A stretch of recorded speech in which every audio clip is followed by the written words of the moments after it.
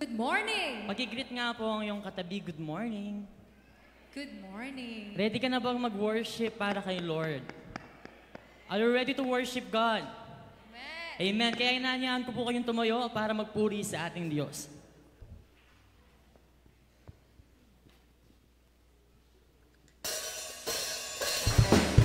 Let's give our praises to our God.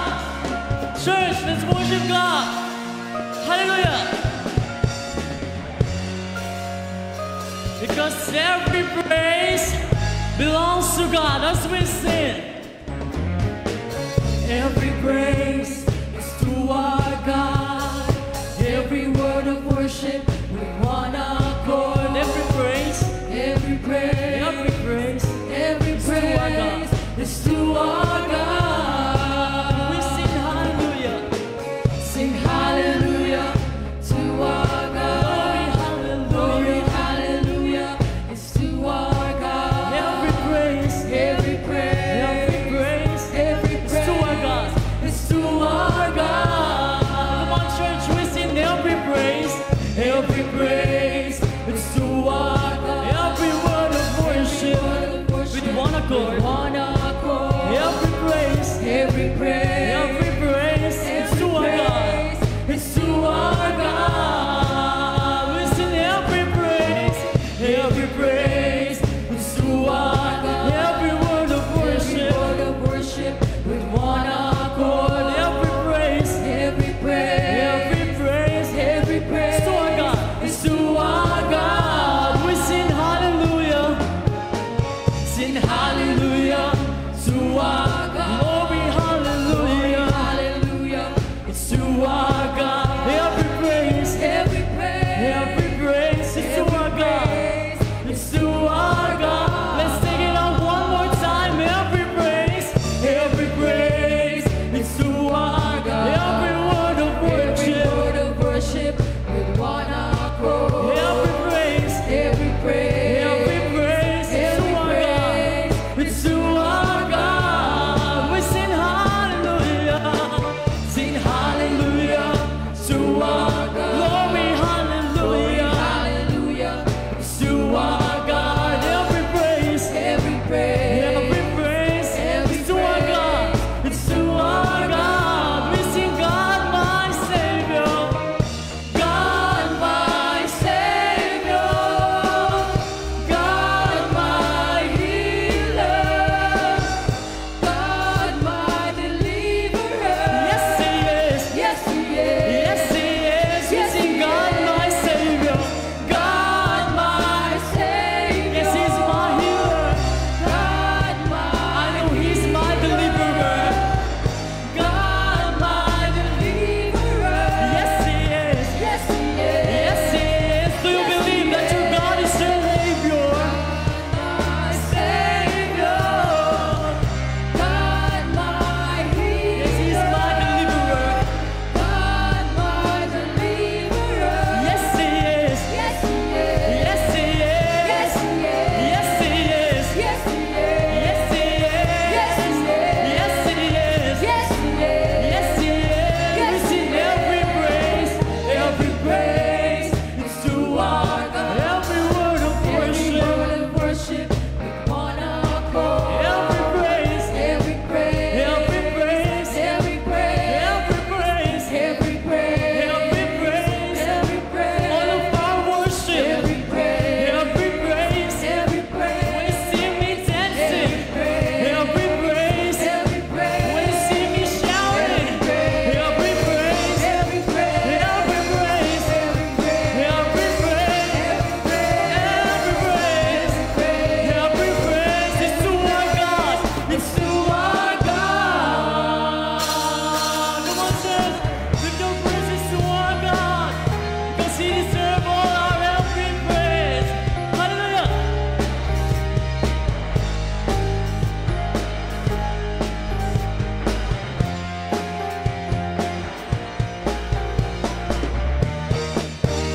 Amen. Hallelujah. We worship you, O God. We worship you. Truly, Lord, you deserve all the praises that we could bring this morning. Deserve mo, Panginoon, ng lahat ng bagay na aming may bibigay. Minsan po sa dami na nangyayari sa ating buhay, problema, kabiguan o takot, o maging kasiyahan o kagalakan ng ating mga puso, sometimes we forget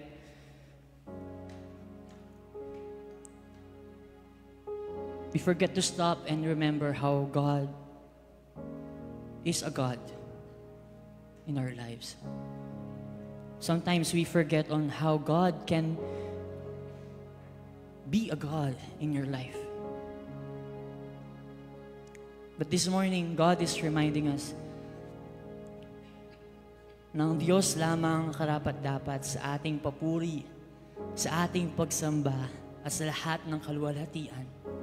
Hindi dahil gusto lang natin, kundi dahil Siya ay Diyos. Siya ay banal, Siya ay tapat, Siya ay mabuti, He is good. At kahit kailan hindi niya tayo iniwan. Kahit kailan hindi ka niya iniwan. Kaya naman Siya ay nararapat kahit na tayo ay hindi. Ngunit dahil sa Kanyang biyaya, tayo'y tinanggap niya. Kaya ngayon, hinahanyahan ko yung sama-samang yumuko sa Kanyang harapan at purihin Siya sa Espiritu at katotohanan. Narito kami, O Diyos, nagpupuri sa ngalan mo.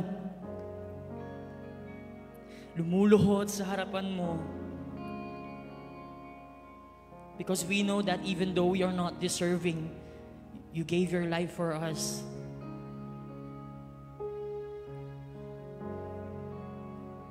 And you loved us. At patuloy na pinaparanas mo ang pagmamahal mo sa amin. Kaya naman ngayon, O Diyos, buong puso, kaming umaawit para sa karapat-dapat sa lahat. Sa ngalan mo, O Diyos. Patuloy po nating purihin ang ngalan ng Diyos.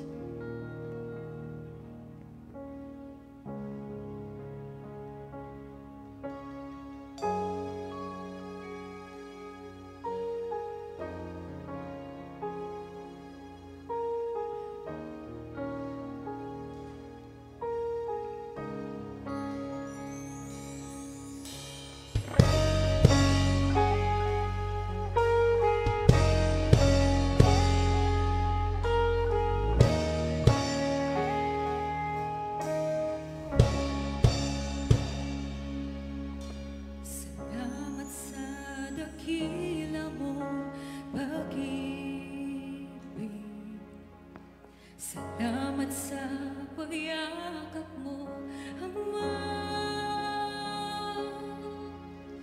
Ang presensya mo, ang ninanais ko.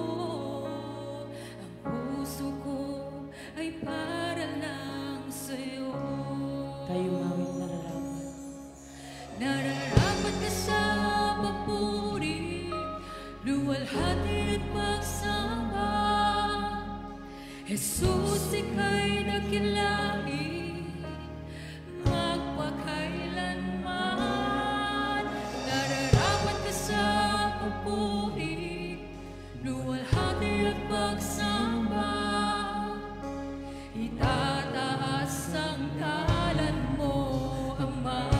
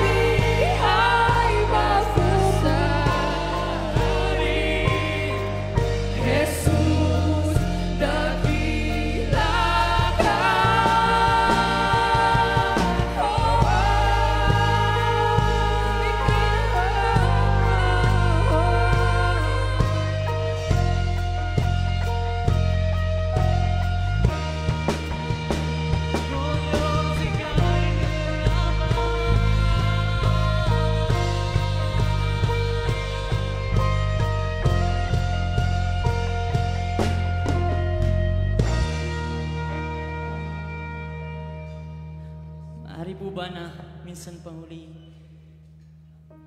awitin natin ng nararapat na papuri para sa ating Diyos? Nararapat ka sa papuri, lumalaki ang pagsama. Jesus, ika'y natilali, mapagay at mahal. Nararapat ka sa papuri, lumalaki ang pagsama. Itataas ang ngalan mo, Ama. O Diyos, sa kabila man na kami ay hindi nararapat sa pagmamahal mo, kailanman ay hindi ito nagmaliw sa amin. O Diyos, sa kabila man na hindi kami nararapat na lumapit sa presensya mo, patuloy na inabot mo ang iyong kamay upang maramdaman namin ang pagmamahal mo sa amin. At sa umagang ito, Panginoon, naisin ng aming puso na itaas ang ngalan mo, every praise, every worship to you, O God. Hindi lamang dahil sa gusto namin, kundi dahil yon ang katotohanan. You are our God, and you deserve all the praises. You are faithful. You are true. Kaya narito kami, O Diyos, lumuluhod sa presensya mo. Alam namin, Panginoon, ang aming mga pagkukulang. Alam namin na minsan ay hindi kami nagiging aware. Nakasama ka namin. Lalo na sa panahon, Panginoon, nahihirapan kaming makakita. But Lord, you never fail to open our eyes sa mga bagay na ginagawa mo sa aming mga buhay. Nararanasan namin, Panginoon, ang pagpapala mo ngayong umaga. At yun ang laman ng aming mga puso. At patuloy na gagawin namin sa aming mga buhay hanggat kami ay nakararanas, Panginoon, ng paghinga. Lord, you deserve our lives. You deserve everything. Kaya naman, Panginoon, sa umagang ito, hayaan mo na kami lumapit pang lalo sa presensya mo upang maibigay namin at maitaas pa ang iyong ngalan. O Diyos, lahat ng ito sa iyo lamang. Ito ang aming panalangin sa pangalan ni Jesus. Amen. Amen.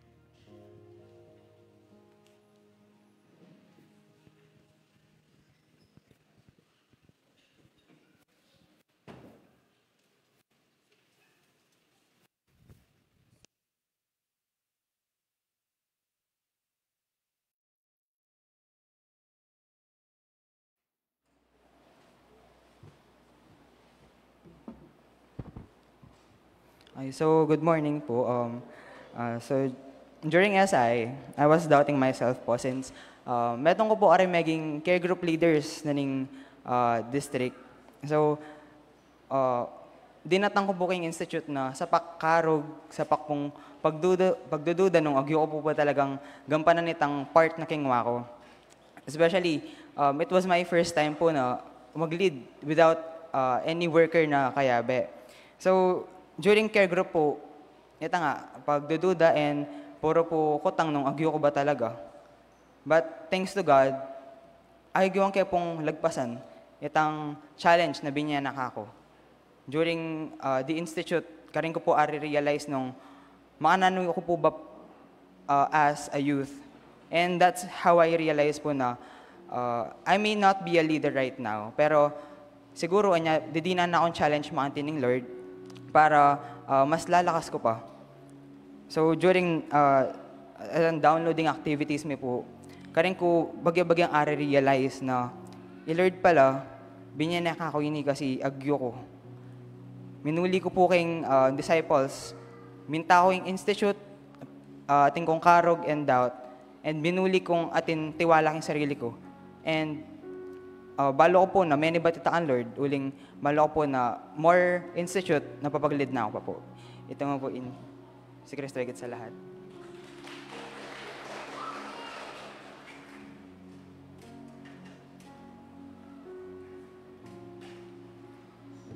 Ayan. Good morning po. In my testimony po, buri kaya mo pong i-share at sagutan ng question na, what is one thing you learned during the camp and how will it help as you continue to grow and nurture your faith as a youth? King Camp po, lesson 1 niya pa mo po, pero I learned a lot. Sabi na po King lesson 1, pagtuklas, pagkalinga ng Diyos. Ayan. Kaya ito pong lesson 1, God reminded me na He cares for us and God is always with us because God is always present. Lagi yung pong atsuking leleta mo. And since about yung booking care ng Lord, share kayo mo po na God first loved us. He took care of us. So the more na-experience tayo in care ng Lord, the more na mas mag-trust mo kayo. And karin niya po lungob itang, God keeps His promises and God will never disappoint you. Lastly po, alita mo po didibdimanig problems tamo. I-share tamo po kang Lord by simply praying to Him para mas lumalam or mag-deepen niya po yung relationship tamo po kang Lord. And remember na God is always listening. So, if you're not okay or you're struggling king life mo, surrender to God. Surrender all your worries to God because God will help you and give you comfort. And sabi po King Psalms chapter 145 verse 13, your kingdom is an everlasting kingdom, and your dominion endures through all generations. The Lord is trustworthy in all He promises and faithful in all He does. Si Kristo higit sa lahat.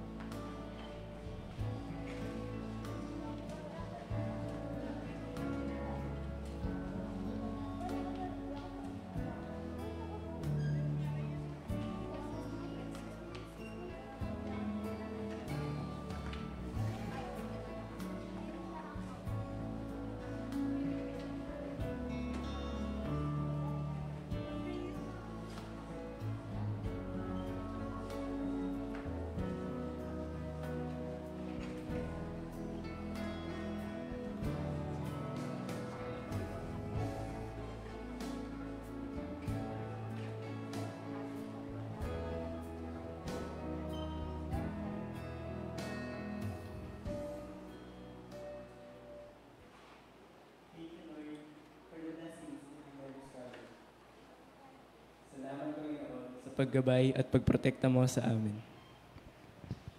Salamat po, Jesus, sa pagmamahal mo.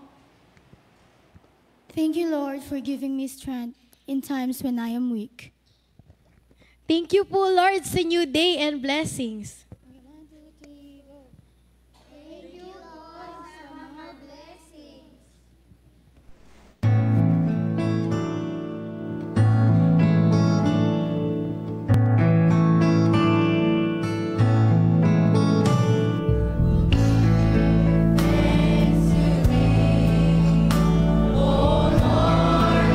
To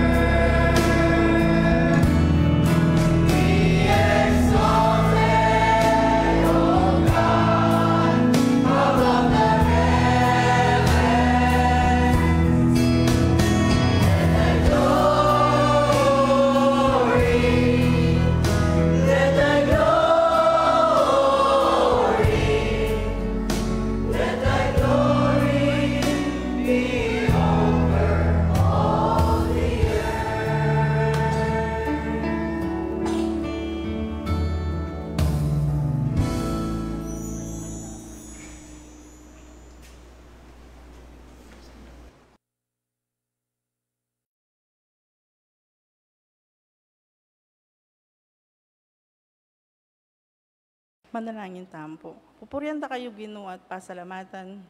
Karing anang kareni na patuloy na bibiyadaing karelang talento kapamilitan na puring karelang pamagkanta. Salamat Lord, karing biyada ring balang metong karela. Tunepin Lord na gabayan mo laking karelang pandagol at tunepin na magamit laking kaya ministro kening simbahan. Tunepin Lord na napakabuti mo sa bawat buhay ng mga batang ito. Kaya naman Panginoon, nilalapit ko po sila hanggang sa kanilang paglaki. At ang kanilang mga magulang, Panginoon, i-guide nyo rin po sila para sa kanilang paggabay sa kanilang mga anak. Tunay nga po na Panginoon na tinataas namin ang iyong pangalan sa mga batang ito dahil binigay po ninyo ang kanilang mga talento. Pinupuri ka namin, Panginoon, sa kanilang mga buhay. Pagkaloob niyo po sa kanila, maraming blessing. Ito po ang aking panalangin sa pangalan ni Jesus. Amen.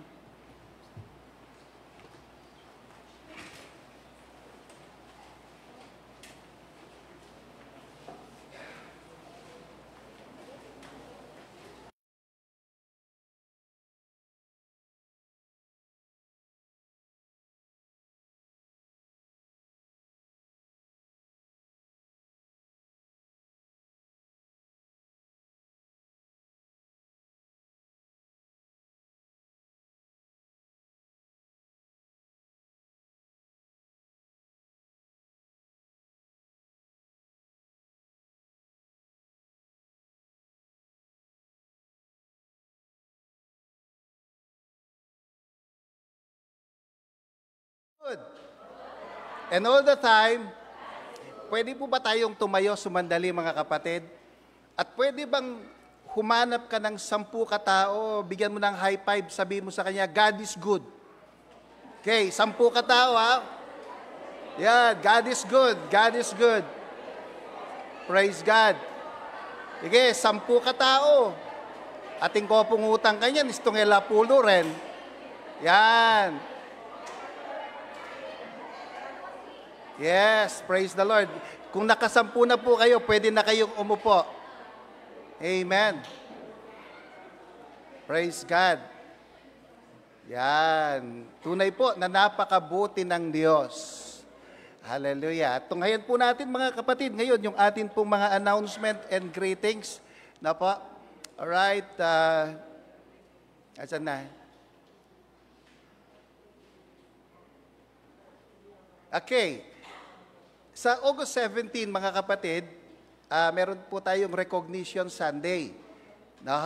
Yan po yung pagpaparangal natin sa mga nag-graduate, tumanggap ng honor and awards.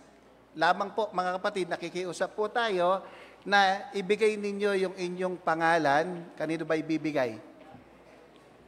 No? Or merong survey form doon po sa ilalim. No? At merong deadline dyan hanggang July 27.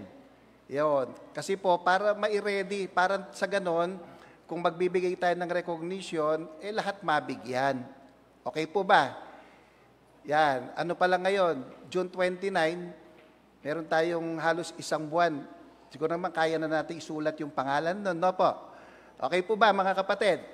Yan. So, August 17, yung pagkilala natin sa mga anak natin, kapatid, apo, no po, na nakapag-graduate na sa kanilang pag-aaral. Alright? And then, next. Ayan. Sa July 7, opening na po ng klase dito sa ating school. No po, at kahapon, nagpapasalamat tayo, ay nagsimula na yung orientation. Alam nyo, excited na po yung mga anak. No, gusto na nilang pumasok. Yon. Kaya, suportahan po natin ito. Simula July 7, 8 to 10 ng umaga ang pasok ng mga bata. At ganoon din mga kapatid, pag-pray natin yung mga magulang. No po, kasi alam natin, hindi lang sa bata yung mission natin, kundi maging sa mga magulang. Amen po ba?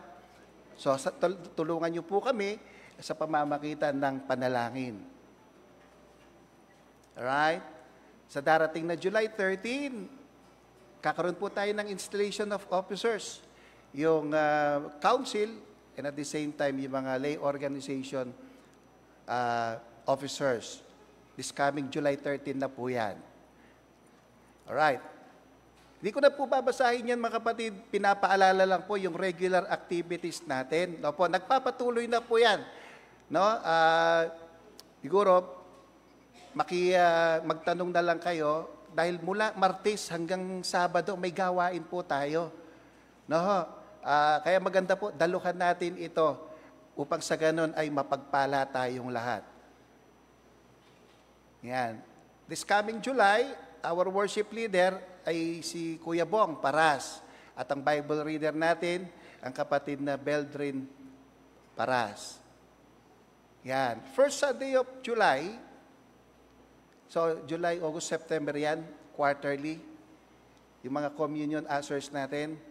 Yan. Yan po yung mga communion ushers natin. No? Si kapatid na Herbie Mercado, Bernie May Paras, Jobel Rivera, Cheryl May Atienza, Haji Paras Rodolfo Pascual Jr., Vernon Perez at Jobert Sarmiento. Yan. Yun, yung mga ushers natin. No po, for July and August, si kapatid na Christine Esguera, Julie Ann Pascual at Ria Salita.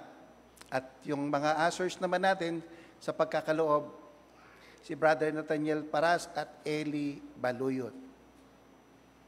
Yung mga prayer leader natin, during worship o before worship, sa July 6, si Tita Wendalina Baluyot, 13, Cheryl May Atienza, 20, Brother Rodolfo Pascual Jr., 27, si Brother Joel Lester Salita. Yan po kapatid, yung ating financial updates. Po, salamat sa Lord sa pag-sustain niya sa pangangailangan ng ating iglesia at salamat sa mga ginagamit po ng Panginoon. Yan. Kung pong nagbigay kayo pero hindi nasulat yung inyong pangalan mga kapatid, paki-remind na lang po yung ating financial secretary, no? For record purposes. Yan. Salamat sa Lord. Okay.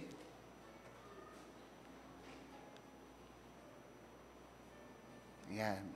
Okay, happy birthday sa mga sumusunod. Ngayong araw na ito, June 29, happy birthday kay Lisel Dizon. Bukas, June 30, kay Jetro Evin Beltran, Hasmin Malyari, Atara Janel Maniago.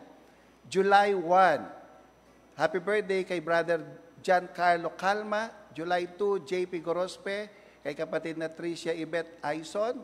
July 3, kay Prince CJ Santa Rita. July 4, Harvey Daniel Malyari, John Errol Cinco at Josie Malyari. Meron po bang nagbe-birthday na hindi nabanggit?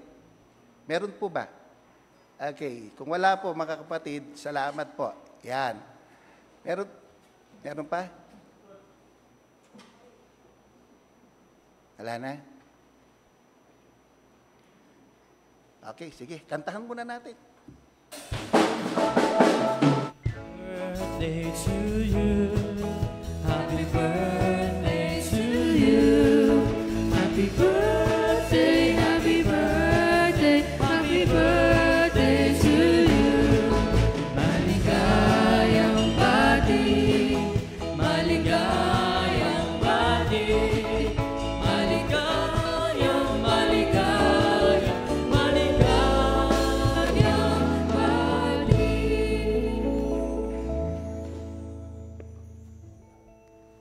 Meron po ba tayong bisita? Paki-check nga po yung tayong kasama ngayon na kayon lang natin nakasama. Wala. Okay. So, wala po. So, kung wala, kapatid, dito po natatapos yung ating announcement. At muli, magandang umaga sa ating lahat.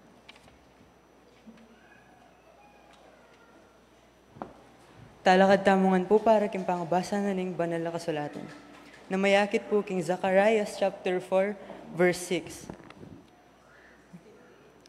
Ay, verse 16. So, 6. Zacharias chapter 4, verse 6. Sinabi sa akin ng anghel, ang ipinapasabi ni Yahweh para kay Zerubbabel. Pinapasabi ni Yahweh na makapangyarihan sa lahat, ang tagumpay ay hindi makakamit sa pamamagitan ng lakas ng hukbo o sariling kapangyarihan, kundi sa pamamagitan lamang ng aking espiritu. At milipat siya puking bayong tipan na mayakit puking Galatia chapter 5, verse 13 to 25. Mga kapatid, tinawag kayo upang maging malaya, ngunit huwag naman ninyong gamitin ang inyong kalayaan upang masunod ang hilig ng laman. Kundi maglingkod kayo sa isa't isa sa diwa ng pag-ibig, sapagkat ang buong kautusan ay nauwi sa isang pangungusap. Ibigin mo ang iyong kapwa, gaya ng pag-ibig mo sa iyong sarili. Ngunit kung kayo'y nagkakagatan at nagsasakmalang para mga hayop, mauubos kayo. Sinasabi ko sa inyo, ang Espiritu ang gawin ninyong patnubay sa inyong buhay, at hindi kayo magiging alipin ng hilig ng laman. Sapagkat ang mga nasa ng laman ay laban sa kalooban ng Espiritu, at ang kalooban ng Espiritu ay laban sa mga nasa ng laman. Laging naglalaban ang dalawang ito, kaya't hindi ninyo magawa ang nais ninyong gawin. Kung pinapatnubayan kayo ng Espiritu, wala na kayo sa ilalim ng kautusan. Hindi maikakaila ang mga hilig ng laman, pakikiapid, kahalayan, at kalaswaan, pagsamba sa Diyos-Diyosan, pangkukulam, pagkapuot sa isa't isa, pag-aaway-away, pagsiselos, pagkakagalit at kasakaman, pagkakampi-kampi at pagkakabahabahagi, pagkakainggit, paglalasing, kalayawan at iba pang katulad nito. Muli ko kayong binabalaan ang gumagawa ng mga ito ay hindi magkakaroon ng bahagi sa kaharian ng Diyos. Subalit ang bunga ng Espiritu ay pag-ibig, kagalakan, kapayapaan, katyagaan, kabaitan, kabutihan, katapatan, kahinahunan, at pagpipigil sa sarili.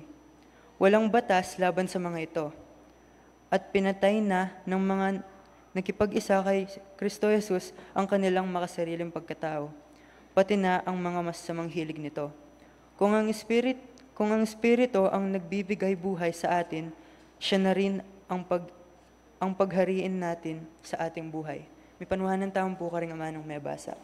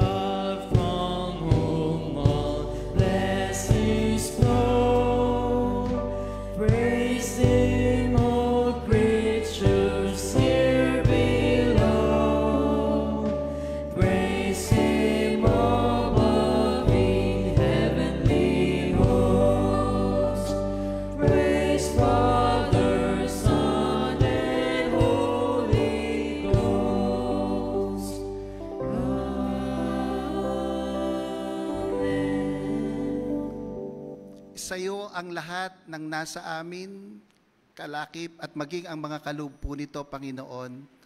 Lubos kaming nagpapasalamat sa iyong walang hanggang kabutihan, biyaya at pagpapala na ibinibigay mo sa amin sa araw-araw. At salamat sa pribilehiyo na sa umagang ito, Panginoon, ay hindi lang kami makasamba, kundi makapaghandog din po kami ng aming sarili at ng aming mga tinatangkilik. Napakabuti mo sa amin.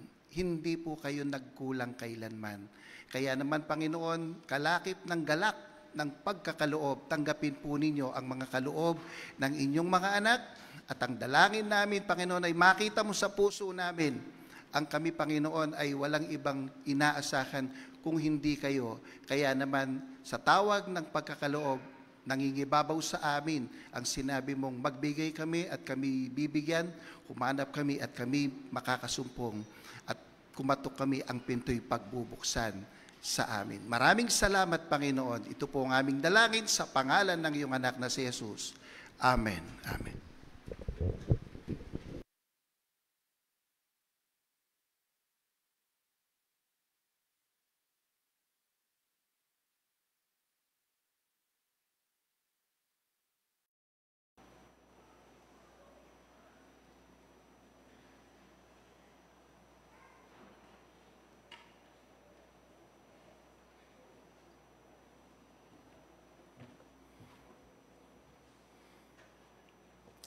Muli po mga kapatid, magandang umaga sa ating lahat. Contemporary tayo ngayon, kaya medyo naninibago din ako. Pero alam niyo po mga kapatid, kanina, after nung praise and worship, gusto ko nang tumayo para mag-sermon eh. Alam niyo po bakit? Kasi napakataas nung anointing. Nadama po ba ninyo yun mga kapatid? Napakataas at ang sarap mag-deliver ng salita ng Diyos. No po, kapatid, gawa ng banal na Espiritu yung anointing. Amen? Kaya kailangan marunong tayong sumabay. Parang ano lang yan eh, parang surfing. No po, yung pagsasurf sa dagat, di ba? Yung nagsasurf, inaabtabayanan niya yung alon. Hindi yung nagsasurf ang gumagawa ng alon, ang Diyos. Amen? Para ma-enjoy mo yung surfing, kailangan marunong kang sumabay. Naintindihan po ba natin mga kapatid? Kaya excited ako kanina eh. Sabi ko sana, ako na. No, kasi ang mahirap, alam niyo ang mahirap, pag bumaba yung anointing, kailangan itaas natin. No po, contemporary ito. Siguro isa yon sa dapat nating pag-aralan. Okay po ba mga kapatid? Ha? Kasi ang pinakamaganda rito, yes, program, liturgy is good. Pero ang pinakamaganda, sabayan natin kung ano yung gusto ng Diyos. Amen po ba? Sige po, palakpakan natin ang Panginoon. Praise the Lord. Alam niyo, habang ginagawa ko po itong liturgy, meron akong napansin, o natuon yung aking pansin, dito po sa bandang itaas. Meron po ba kayo liturgy? Yan. Natuon yung aking pansin kasi inaayos ko po. No. Ito yung sabi na changing lives through Christ. Sabihin nga natin, changing lives through Christ. Pagkatapos, naisip ko po na parang mayroon ding nakasulat doon sa ibaba. Kaya ang ginawa ko, lumabas po ako sa office at tinignan ko yung tarpaulin doon sa tabi ng gate. At meron nga pong nakasulat. No po, ito yung nakasulat. Pwede bang makita? Ayan. No. So kung di nyo pa nakita doon sa gate, ayan po yan mga kapatid. Napansin ko na ito pala yung purpose ng The Disciples United Methodist Church. Yan pala yung purpose natin. Pero ang tanong mga kapatid, para kanino yung purpose na yan? Sa atin? O sa mga kabaryo natin? Karing pupunta lang tamo? Kay katamong taong Pisamban? O kay katamongan keniking San Vicente? Kanino ya po, kapatid? Ali po, king lawe ko, kapatid, dapat kaya katamo yang ang taga San Vicente. Amen po ba? Amen po ba, mga kapatid? Kaya katamo yan. Pwede ba yung naning siping mo nung Bisayang may bayo biye? Sige po, pwede mo na yung kutnan. Ha? Kapatid, Bisayang may bayo biye nga mo. Nandun pong pekibat na. Ha? Kimuha na ka? Na? Value, kapatid. Mas masanting niya pong akakitining makasulat ay ni aliking liturgy. Aliki at tangarap na ning gate. Nuneking biyeta mo. Amen. Palakpakan tayo mo po yung gino. Mas masanting niyang makasulat at mayayakit king biyeta mo. Kapatid, napakagandang layunin nito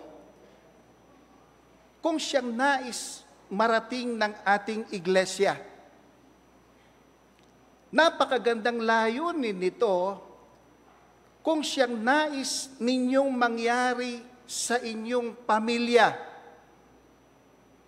Napakagandang layunin nito kung siyang nais nating makita bilang mga anak ng Diyos sa ating pamayanan. Napakaganda po. At maliwanag na sinasabi ng banal na kasulatan na matutupad lamang ito. Not by your might, nor by your power, but by my Spirit, saith the Lord. Sabihin nga natin, by my Spirit. Mas malakas, by my Spirit. Yan ang sinabi ng Diyos.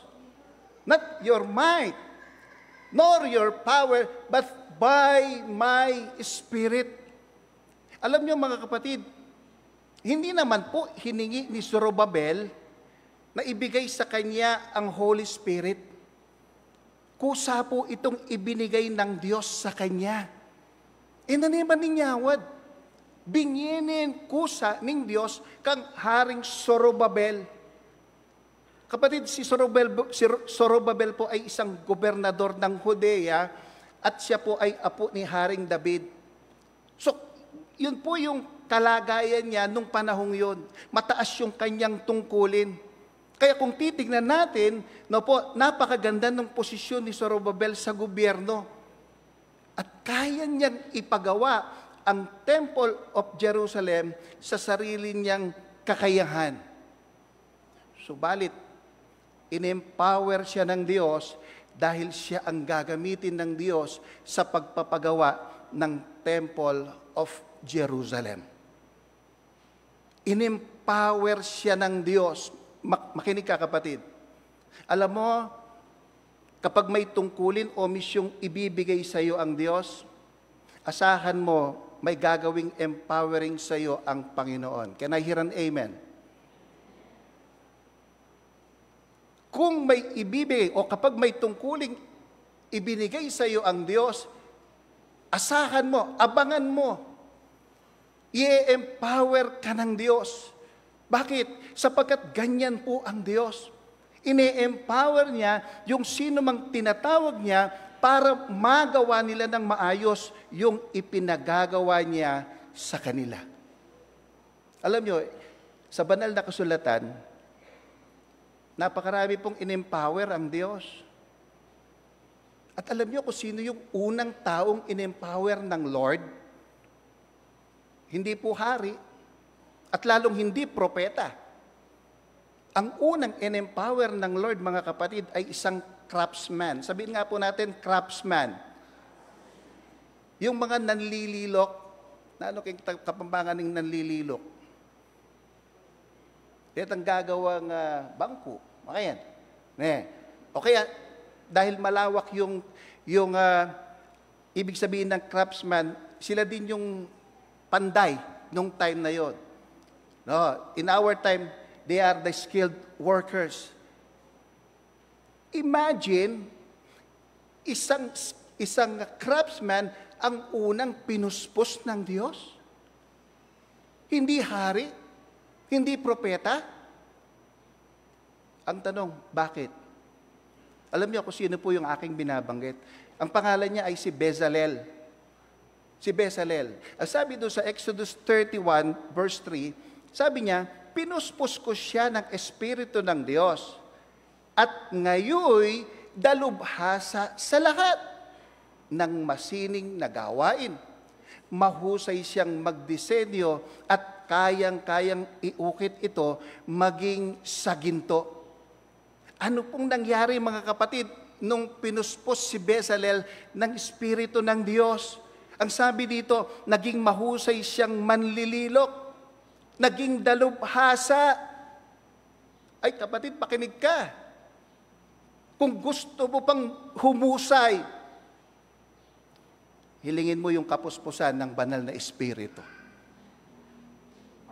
Kung gusto mo pang maging dalubhasa, hilingin mo ang kapuspusan ng banal na Espiritu. Yan ang nangyari kay Bezalel. Sino-sino pa yung mga pinuspos ng Diyos? Pamilyar tayo, si Gideon. Alam niyo, si Gideon, mga kapatid, kabilang lang po siya sa isang pinakamaliit at pinakamahinang lipi. Pinakamahirap na lipi. Subalit, dahil subalit pinuspos siya ng banal na Espiritu, dahil ang sabi doon, pangungunahan niya sa labanan ang mga Israelita laban sa mga Madyanita. Siya yung mangunguna sa labanan. Paano mo pangungunahan ng labanan kung galing ka sa mahirap na lipi? Paano pangungunahan ang isang labanan, mga kapatid, kung ikaw ang pinakamaliit? Wala mo, tatagal kang mata sa posisyon, pero ring pamilya mo, kapuritla mo. Nanong laban? Subalit kapatid, dahil siya'y pinuspos ng Diyos, sila po'y nagtagumpay. Kilala natin si Pablo. Si Pablo ay tinawag at pinuspos siya ng Diyos para mangaral sa mga hentil, sa mga hindi Hudyo. At ito po'y napakahirap na misyon. Subalit mga kapatid, dahil sumasa kanya ang Espiritu, maraming hentil ang naligtas.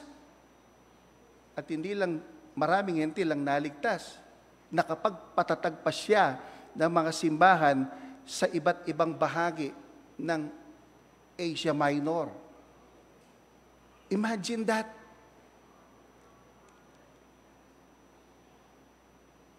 Because of the power of the Holy Spirit. Ilan lang po ito sa mga taong pinuspos ng Diyos, mga kapatid. Pinuspos sila ng Diyos sa iisang layunin. Ang tuparin nila ang plano ng Diyos sa kanila. Ang tuparin nila yung plano ng Diyos sa kanila. Alam din naman natin na maging ang ating Panginoong Hesus, bago niya sinimulan yung kanyang ministry, sabi sa Luke chapter 4, pinuspos siya ng banal na Espiritu. Pero alam niyo, katakataka, yung pagkakapuspos ng ating Panginoon. No po, gusto kong basahin sa inyo, doon sa verse 1 and 2 ng Luke chapter 4. Sabi dito, umalis si Jesus sa Jordan, puspos ng Espiritu Santo. Dinala siya ng Espiritu doon sa ilang. At sa loob ng 40 araw ay tinukso ng diablo. Saan po dinala ng Espiritu si Jesus pagkatapos ng pagkakapuspos? Saan? Sa ilang. Sa disyerto. Para ano? Sabi diyan, para subukin ng diablo. At ano pong nangyari pagkatapos niyang masubok? Alam natin, nagtagumpay siya. Tama? Nagtagumpay siya. Kung papansinin ninyo mga kapatid, parang kakaiba ang dahilan ng pagkakapuspos sa Espiritu ng ating Panginoong Hesus. Dahil ang sabi ko nga, nung pinuspos si Bezalel, may pinapagawang sining lang sa kanya ang Diyos. Nung pinuspos ng Diyos si Gideon, gusto lang ng Panginoon na pangunahan niya yung mga Israelita. Nung pinuspos ng Diyos itong si Pablo, gusto lang ng Diyos na manguna siyang mangaral sa mga hentil. Subalit itong ating Panginoong Yesus, mga kapatid, pinuspos siya ng banal na Espiritu para subukin ng dyablo. Abay, ba't ganun? Ba't ganun? Parang kakaiba. Naning bureyo ken. Puspusan na kayo ng Diyos, bakit itang obra mo masalese? O mapuspos ka king banal Espiritu, bakit iharap na kaking dyablo? Nori ko po bisa.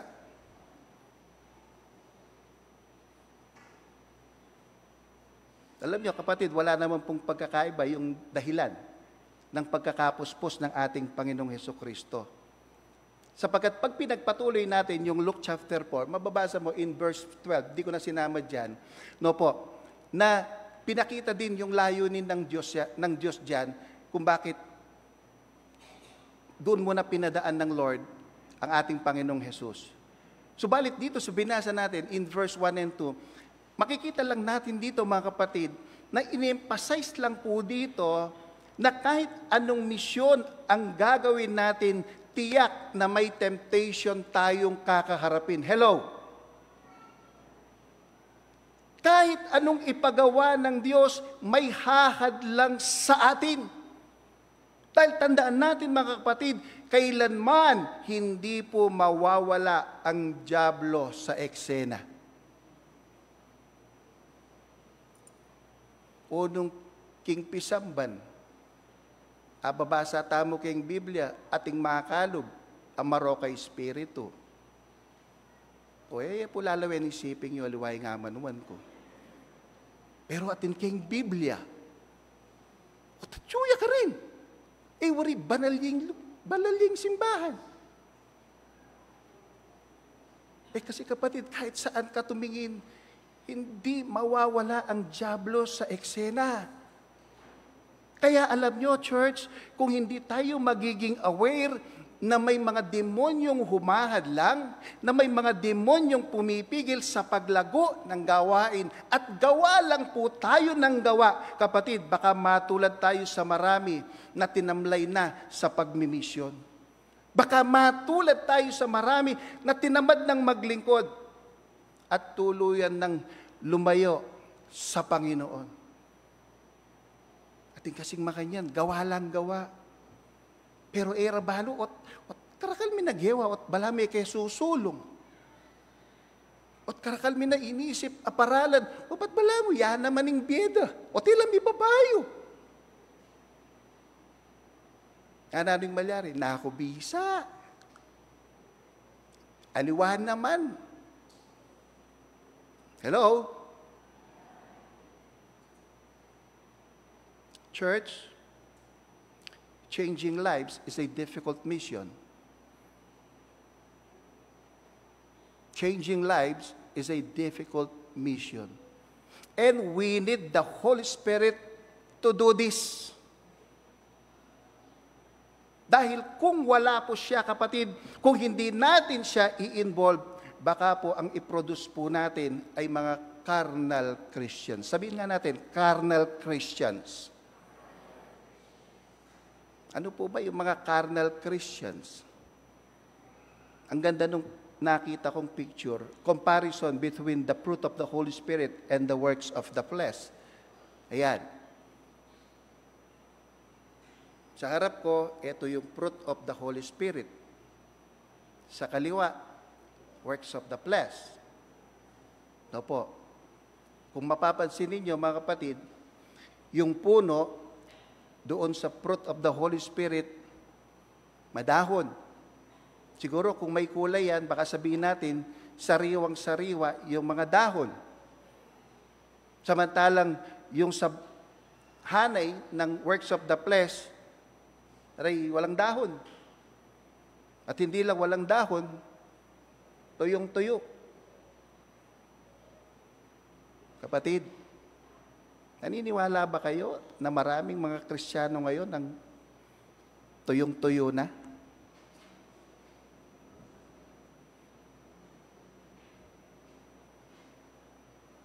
Low-bat na?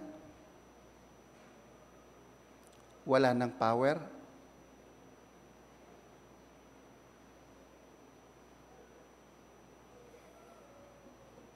Ayaw nang maglingkod. Bakit? Bakit?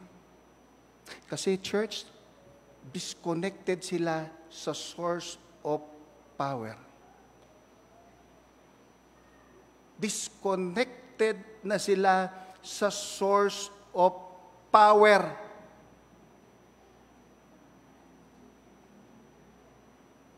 Alam nyo, hindi po yan ang gustong makita ng Panginoon sa kanyang mga tagasunod. Amen po ba?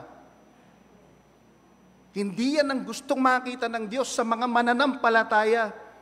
That's why He sent the Holy Spirit to strengthen us, to give us power, and to lead us in the mission He has given us.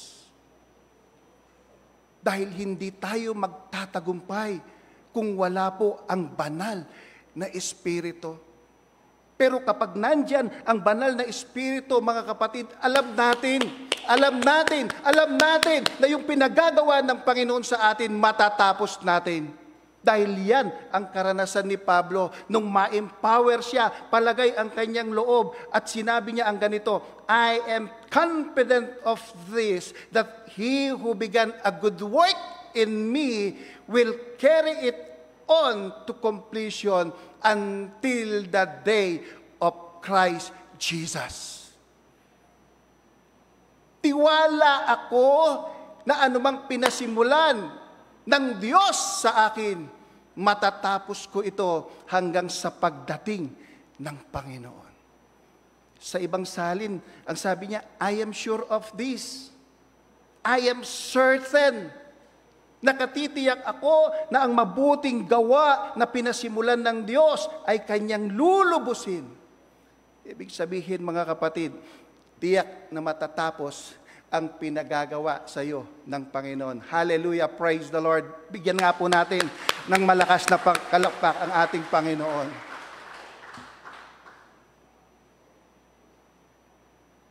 Sabi ng Lord, not by your might, not by your power, but by my Spirit. By my Spirit. Church, this is God's declaration. God's declaration. And God's declaration, God's proclamation. And God's proclamation is a divine kingdom principle. Ang kapahayagang ito ay prinsipyo sa kaharian ng Diyos. Ano po ba yung prinsipyong nakapaloob dito? Na ang bawat tagasunod na anak ng Diyos ay dapat na mamuhay sa ilalim ng paghahari ng Diyos. Mamuhay sa ilalim ng paghahari ng Diyos. Kaya po, ibinababa ng Diyos yung mga pamantayan, yung mga alituntunin, yung mga pamamaraan sa Kanyang kaharian upang ito ang ipamuhay nating sumusunod sa Kanya. Kaya lawin nyo, kailangan ning pamag-aral. Kailangan ing tatagon-tamo po. Uling ing Diyos, bababanala, ditang kayang utos, bangkanita, balutalang gawan. Kung maalala ninyo, mga kapatid, nung tinukso ang ating Panginoong Hesus, may prinsipyo siyang ginamit habang siya'y tinutukso ni Satanas. Ano yung prinsipyong yun? The Word of God principle. The Word of God principle. Ano po ba yung laging sinasabi ni Jesus nung magsalita yung diablo?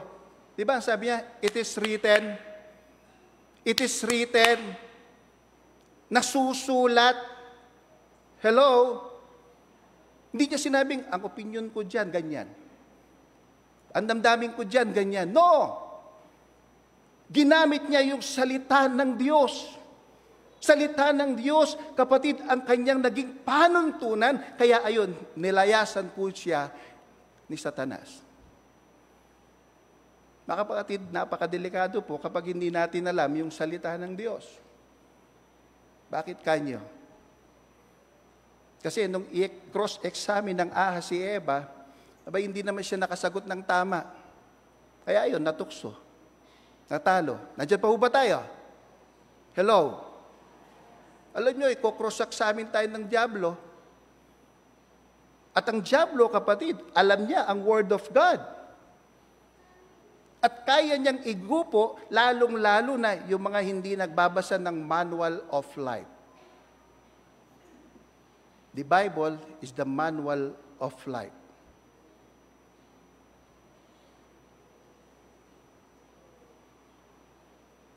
And every time we apply the Word will release its power into our lives.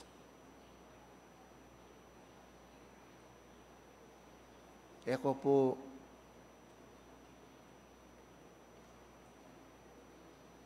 ay kakalingwang magdalang Biblia. At lalo yung kakalingwan, mamasang Biblia. Pastor, tune naman po kayong cellphone ko, sali kang Biblia.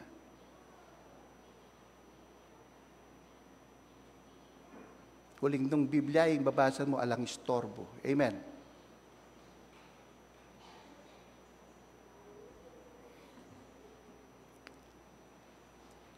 Where is the kingdom principle? Doon po sa ating binasa. By my Spirit. That is the principle. By my Spirit. Kaya ang challenge sa atin, doon sa verse 25 ng Galatians chapter 5, ang Espiritu ang dapat maghari sa ating mga buhay. Second, God's proclamation is a life changer. Ang pagpapahayag ng Diyos ay nagpapabago ng buhay. You know, church, one of the main works of the Holy Spirit is to shape and transform the lives of those who accepted Christ. Yan po, kapatid, ang ginagawa ng banal na Espiritu. Kaya tayo na tumanggap sa Panginoon, pansinin po ninyo, mag-review kayo sa inyong buhay. Meron tayong mga ugali na alam nating hindi ito kalugod-lugod sa Diyos, right? At nung tinanggap natin si Jesus, ako'y naniniwala, lahat tayo nag-struggle eh. Bakit naging struggle? Kasi gusto mong gawin, ayaw mong gawin. Gusto mong gawin, ayaw mong gawin. Bakit? Kasi ang sabi nung verse 17, naglalaban yung pita ng laman at yung Espiritu ng Diyos sa ating buhay. Nandiyon na kasi yung banal na Espiritu, mga kapatid. Pero nung wala pa si Jesus, hindi pa natin tinanggap ang Panginoon, wala pa yung Holy Spirit, ang nakalagwang gawang marok. Pero nung dumating ang banal na Espiritu, kapatid, tinulungan tayo ngayon. Kaya yung dati nating ginagawang hindi kalugod-lugod sa Diyos, hindi na natin ito ginagawa ngayon. Amen po ba? Amen. Why? Kasi nandyan na ang banal na Espiritu. Kaya kapatid, kapag hinayaan mo na ang banal na Espiritu ang mangibabaw sa iyong buhay, ano po yung nagiging bunga nito? Yan ang nakasulat doon sa ating liturgy. The fruit of the Holy Spirit. Imagine, kakaroon ka ng love. Oh, totoo ba yun, Pastor?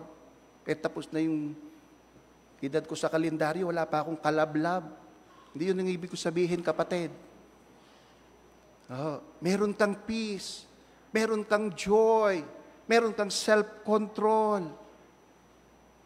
Kapatid, yan ang nagagawa ng banal na Espiritu na kailanman hindi magagawa ng tao. By my Spirit. At pangatlo, this God's proclamation is an eternal truth. Ang pagpapahayag na ito ay walang hanggang katotohanan. Alam niyo mga kapatid, lahat po ng bagay dito sa mundo ay nagbabago. Tama? At meron namang idinudulot na maganda ang pagbabago. Dahil kapag po may pagbabago, may improvement. Kapag may pagbabago, may level up. Di ba? Kung walang pagbabago, hanggang ngayon, yung mahal mo sa buhay na nasa abroad, bago kanya sagutin, buwan ng palilipasin mo. Di ba? Ngayon, di pa man nakakaalis, along the way, nakakausap mo na siya. Because of changes. May nagagawang maganda. Pero kapatid, kung mayroon itong nagagawang maganda, meron din naman po itong idinudulot na hindi maganda. Because change is unreliable. Kapag sinabing unreliable, ibig sabihin, hindi mo ito mapagkakatiwalaan. Hello?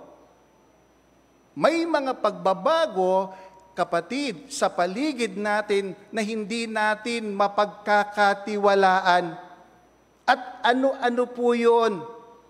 Ang pagbabagong dikta ng mundo. Ulitin ko po yun. Hindi natin mapagkakatiwalaan ang pagbabagong dikta ng mundo. Bakit ko po nasabi, mga kapatid? Pansinin ninyo, pati ang moralidad ng tao nagbabago. Nandiyan pa ho ba kayo? Nagbabago. Noon, kapag lalaki ka, lalaki ka. Kapag babae ka, babae ka. Ngayon, nakikita ka na ngang lalaki, pero tinatanong pa ng iba, lalaki yan? Balang babae eh.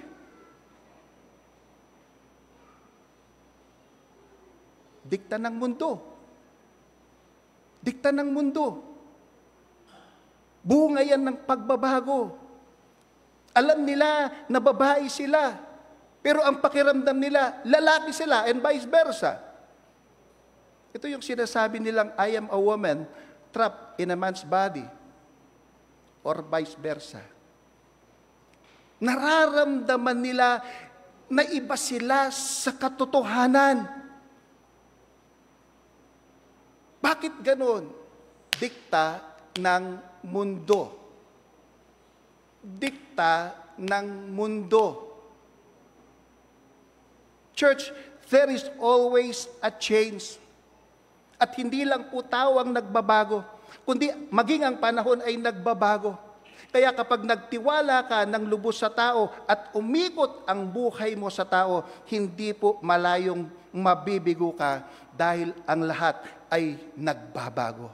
Subalit, ladies and gentlemen, sa kabila ng maraming pagbabago, gusto ko pong sabihin sa inyong lahat na meron tayong Diyos na kailanman na hindi nagbabago. Diyos na tinutupad ang kanyang mga pangako at Diyos na laging nagmamahal sa atin. Ang ginagawang pagbabago ng Diyos ay permanente dahil ang sabi ng verse 24, pinatay na niya ang likas nating pagkatao. Palakpakan nga po natin ang Panginoon.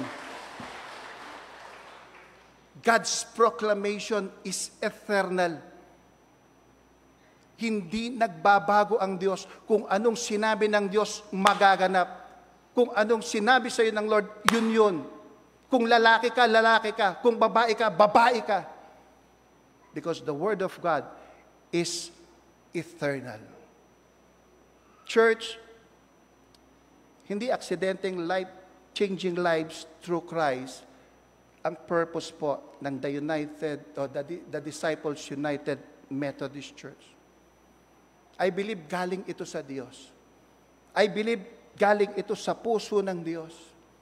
At ibinigay niya sa atin ito bilang misyon. At gusto ng Diyos na magampanan natin ito ng tama at may kahusayan.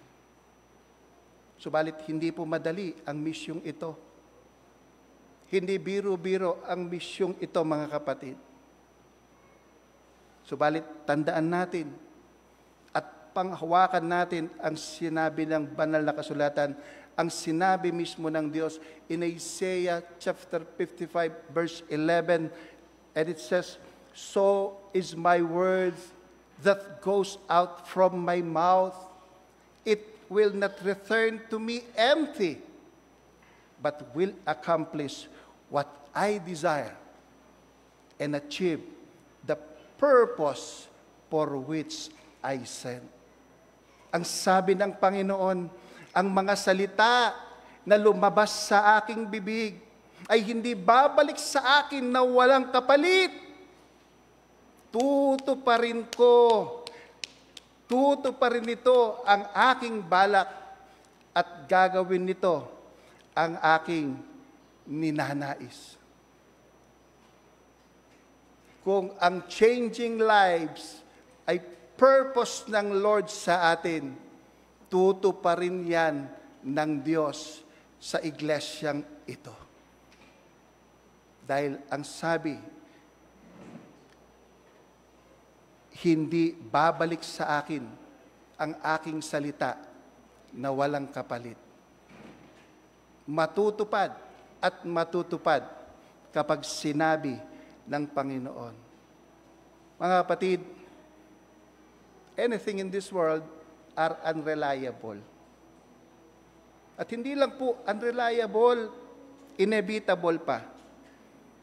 Ang pagbabago ay hindi maiiwasan. Tiyak na magbabago ang lahat. But in God's kingdom, all things are permanent.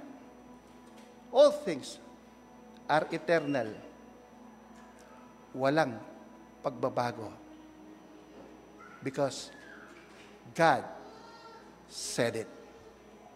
By my Spirit. Pwede po ba tayong yumuko, mga kapatid? Pwede pa tayong pumikit?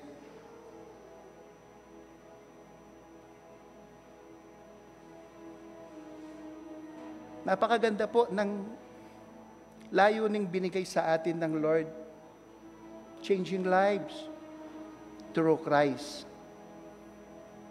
Alam nyo, meron pong isang artista. Nung kabataan niya, nag-artista tong tao na to. Sinundan niya yung yapak ng kanyang ama. No po. So, naging artista din siya. At nakilala siya sa maraming pelikula. At nakitaan na may potential itong tao na to. Pero alam niyo, church, dumating ang isang napakabigat na dagok sa kanyang buhay sapagkat nasangkot po siya sa isang kaso ng arson noong 1980s na kung saan nasunog ang isang gusali at napakaraming namatay. Di natin alam kung kasama siya o idinawit siya. Subalit itong tao na to ay nakulong po ng mahigit 15 taon. Kung titingnan mo, nawala ang lahat sa kanya. Mamumuhay siya sa lugar na kung saan hindi siya dapat nandun. Mamumuhay siya from riches to rags. Pero alam nyo, kapatid, hindi siya pinabayaan ng Diyos. Sa bilangguan, doon niya nakilala ang Panginoon. Sa bilangguan, natutunan niyang manampalataya at nagkaroon ng spiritual transformation. At nakalaya itong tao na to. Nakalaya. At nung makalaya po siya, mga kapatid, iniwan niya yung show business. At pinili niyang tahakin ang landas ng paglilingkod sa Diyos. Naging aktibo siya sa ministeryo at hindi nagtagal, naging pastor po itong artistang ito. Ginamit niya yung kanyang karanasan upang magbahagi ng inspirasyon at pag-asa sa ibang tao. At marami sa atin maaaring napakinggan na natin siya o nakita. At naniniwala ako, nung marinig natin yung kanyang patotoo, naranasan natin ang hipon ng Diyos. Kapatid, ang binabanggit ko po ay walang iba kundi si Dolphy Jr. Si Dolphy Jr. Ang kwento ng buhay ni Dolphy Jr. ay isang makapangyarihang halimbawa ng pagbabagong buhay, ng pagsisisi, ng pag-asa, na nagpapakita na anuman ang pagkakamali ng isang tao, may pagkakataon pa rin siyang bumangon at magbagong buhay. Hindi dahil sa kanyang sarili, hindi dahil sa kanyang kapangyarihan, kundi ang sabi ng Lord, but by my Spirit. Tayo po'y manalangin, Panginoon. Gusto naming magbagong buhay. Panginoon, gusto naming magkaroon ng pagbabago.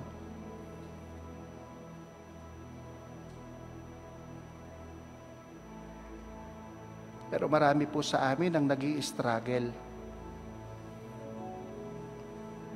Marami kaming gustong iwan na ng mga bagay na hindi kalugod-lugod sa iyo. Pero nahihirapan po kami, Panginoon. Sa totoo lang, gusto namin, Panginoon, na maging tuwid.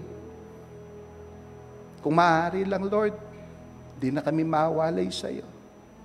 But still, Lord, nararanasan pa rin namin yung pakikibaka. Salamat, Lord, kasi gusto mo ring mabago yung buhay namin. At sinasabi mo sa amin ngayon na wala sa kamay namin para kami po ay mabago. Wala sa kamay namin para mabago yung pamilya namin at maging yung pamayanan namin.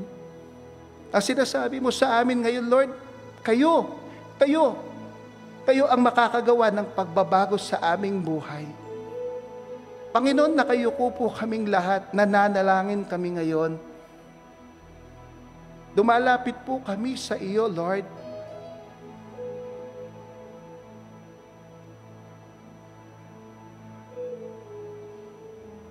Gusto namin i-avail yung privilege na makalapit sa iyo ngayon.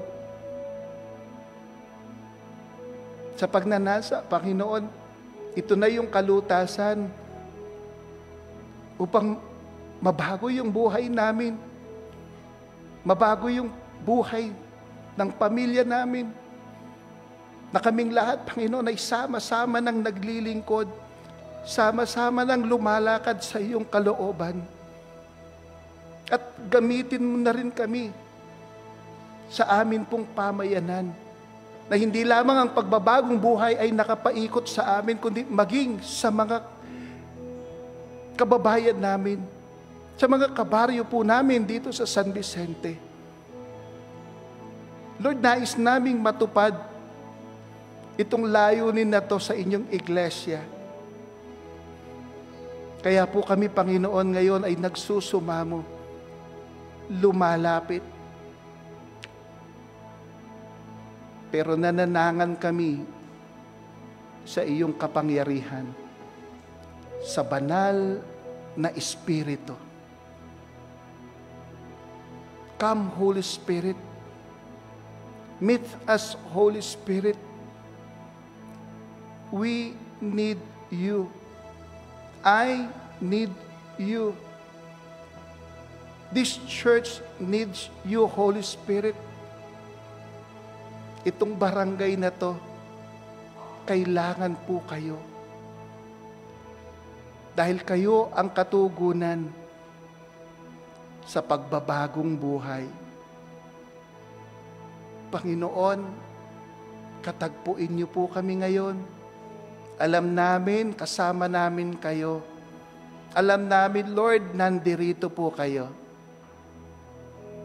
Hayaan mo, Panginoon, na sa pamamagitan ng pagpapatuloy naming pagsamba, kumilos po kayo ng malaya sa aking buhay, sa buhay ng aking mga kapatid, sa mga nanonood ngayon. Itinataas po namin kayo, Banal na Espiritu. Kinikilala namin ang iyong presensya. Kinikilala namin ang magagawa mo sa aking buhay. Salamat po. Salamat po at nandirito kayo. Mga kapatid, pwede po ba tayong tumayo at awitan natin ang Panginoon? At habang inaawitan natin, let us invite the Holy Spirit sa buhay natin. Invite the Holy Spirit na kumilos sa buhay mo, sa buhay ko, sa pamilya natin. Kumilos siya sa iglesyang ito upang patuloy tayong magamit ng Panginoon sa kanyang kapurihan.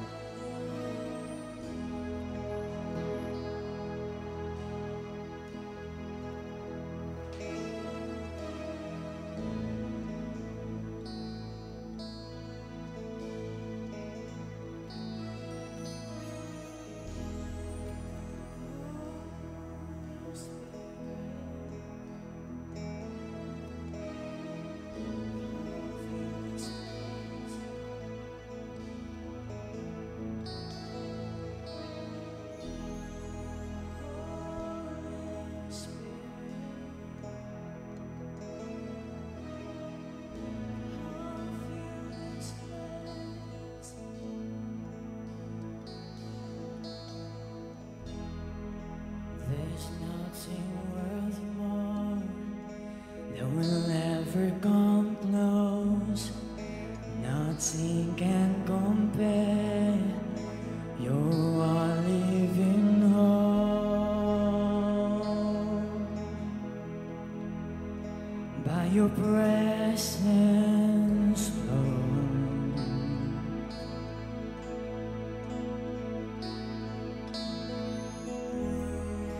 I've tasted and seen of the sweetest of love, when my heart becomes free and my shame is undone. By your presence, Lord, when we sing Holy Spirit, Holy Spirit, you are welcome here. Come flood this place and fill the atmosphere.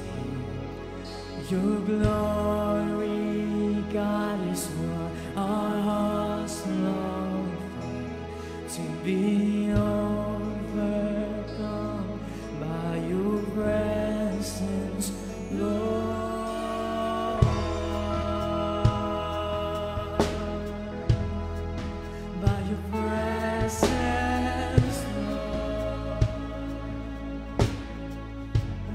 We sing, there's nothing worth more. There's nothing worth more that will ever come close. Nothing can compare. You are living hope.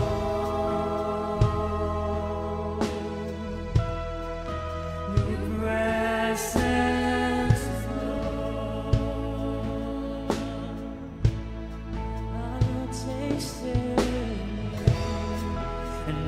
tasted and seen of the sweetest of love, when my heart becomes free and my shame is undone.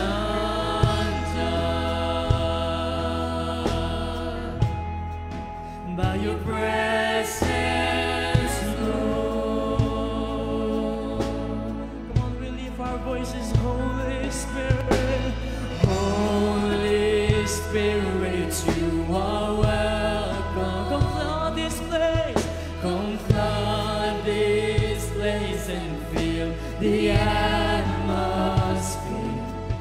Your glory, God, is what our hearts long for.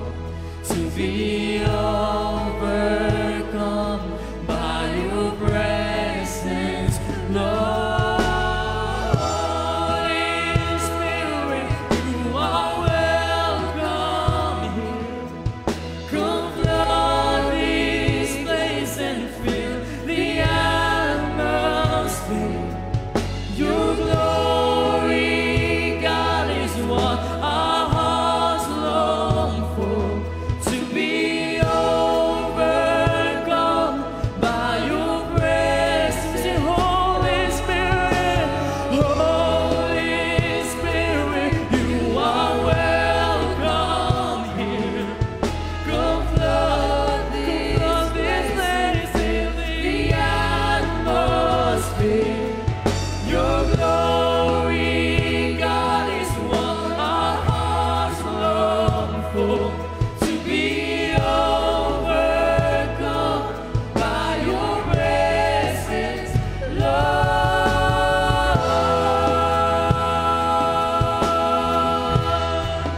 Your presence, Lord. Your presence.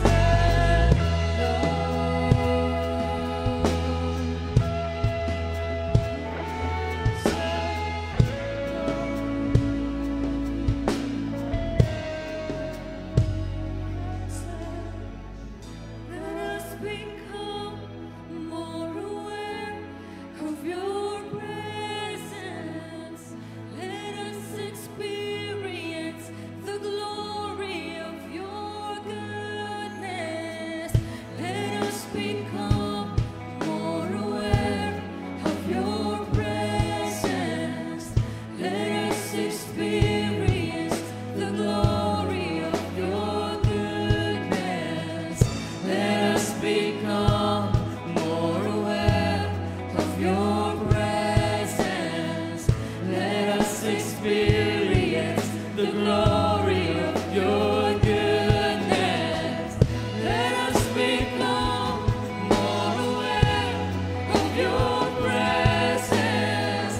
Let us experience the glory of your goodness.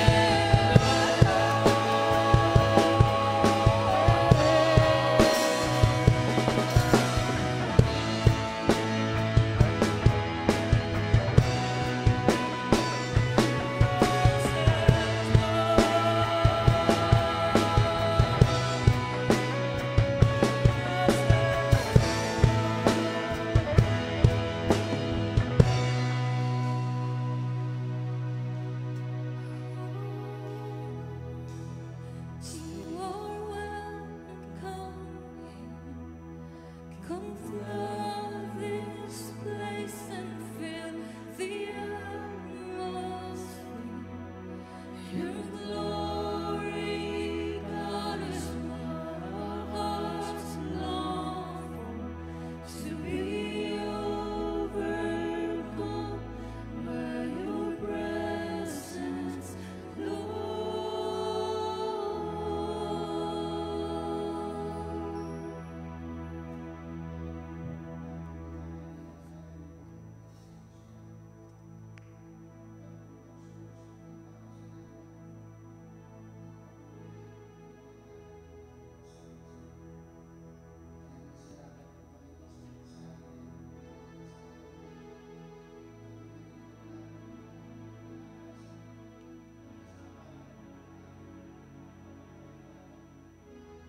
Lalo na Lord, doon po sa layunin na ibinigay mo sa amin.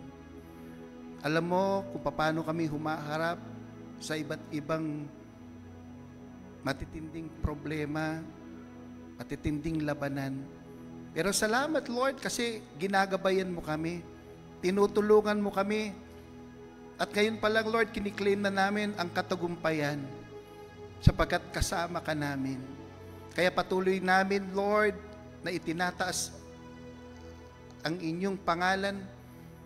Itinataas namin, Panginoon, ang inyong magagawa sa aming buhay.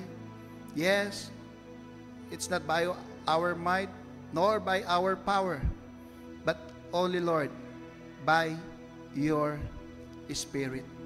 Salamat po, Lord, sa pagmiminister mo sa aming lahat, sa aming pagsamba. Salamat sa pagpapatawad mo sa aming mga kasalanan. Salamat sa pagbibigay mo ng kalinisan ng aming kaluluwa, ng aming espiritu. Salamat, Panginoon, sa muling paglapit mo sa amin at muling manariwa ang amin pong relasyon sa inyo. Salamat po. Maraming salamat po, Panginoon. Purihin po kayo. At ngayon, tanggapin natin ang biyaya, ang habag ng ating Amang nasa langit, ang pag-ibig, pagliligtas ng ating Panginoong Jesucristo, ang kapayapaan at kaaliwan ng Banal na Espiritu, ang siyang sumaating lahat mula ngayon at magpakailanman. Amen at Amen.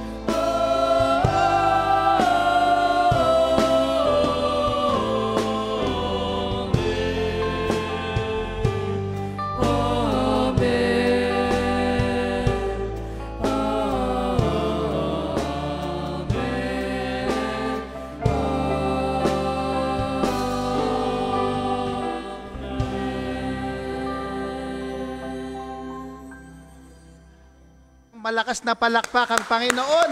Amen.